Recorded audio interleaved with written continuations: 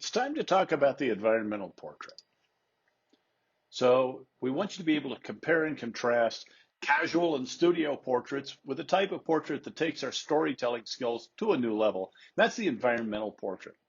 We want to demonstrate an understanding of the elements that are essential to the environmental by completing the hands-on photo assignment.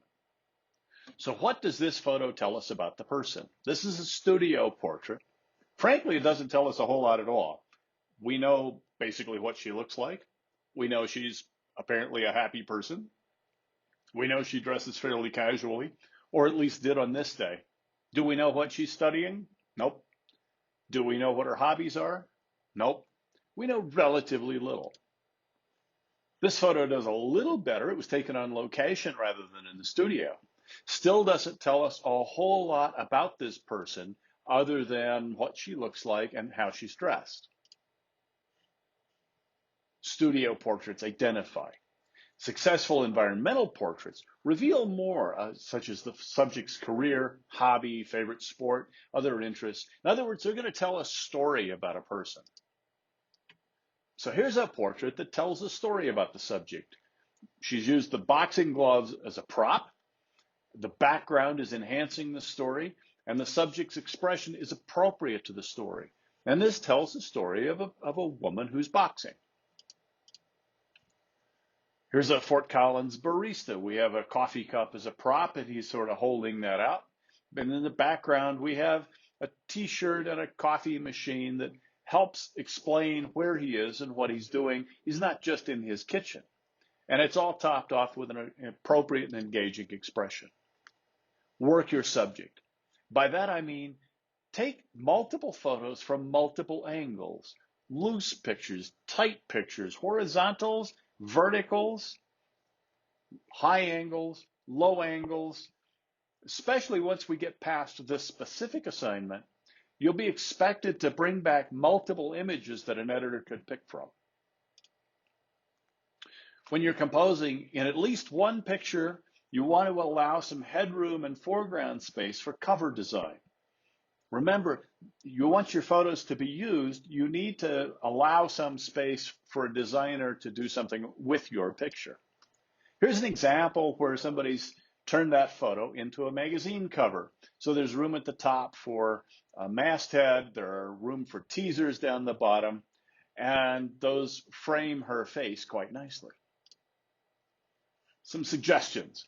If the background doesn't contribute, make sure it at least doesn't distract from your composition, if nothing else, or perhaps either crop it out or find a different background. Shoot vertical pictures and leave some headroom, side, and foreground space for type, but be sure you shoot some horizontals as well. Be sure your subject has eye contact with the camera. In a portrait, generally we're talking about no sunglasses. Some posing suggestions.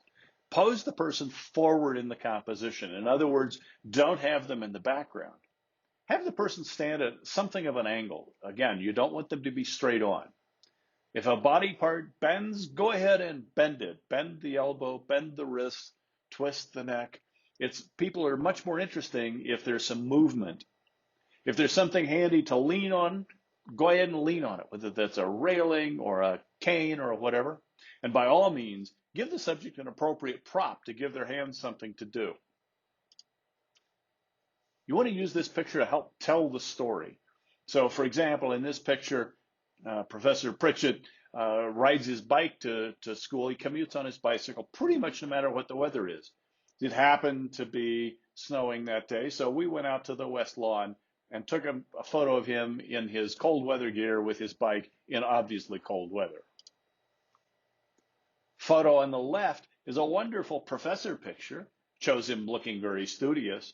The photo on the right captures his research. Those hexagons in the ceiling relate to how he does atmospheric research. Be ready for a surprise. Tim Miles was our basketball coach some years ago, and he was very early, aggressively using social media. So we have here his iPad, we have him, we have his basketball hoop. And while I'm setting up this photo, he's sitting on the floor taking a picture of me, and I look around and this is what I see. This is, in some respects, a more successful picture of him surrounded by basketballs and actively tweeting. He was live tweeting me, photographing him. If an appropriate background doesn't present itself, find something that's at least not distracting. He happens to have been a music professor. The windows were at the University Center for the Arts. It's an appropriate background, but it's just sort of nice. It's back there. It adds a little bit, but it doesn't get in the way either. Tell the story when you can. The gentleman on the right has taken over the hurricane forecast from the retired gentleman on the left. So he's further forward in the picture. He's lit a little bit brighter, but we still needed both people in the picture to show that transition. Hobbies are a great way to do an environmental portrait. We see a lot of parents doing their hobbies in this assignment. Occasionally, you'll get somebody doing a hobby where it's really not appropriate for them to be looking in the camera. If he were standing there with a hot piece of melted glass on the end of that blowpipe, looking in the camera, you would have to ask yourself, what's wrong with this picture? Why is he not paying attention to the fact he could burn himself quite badly? So here it's quite appropriate that he's doing a work portrait looking at his work. What do we learn from this picture? Well, we learn that Xavier has Brazilian heritage. We learn that he's a musician and probably has a podcast.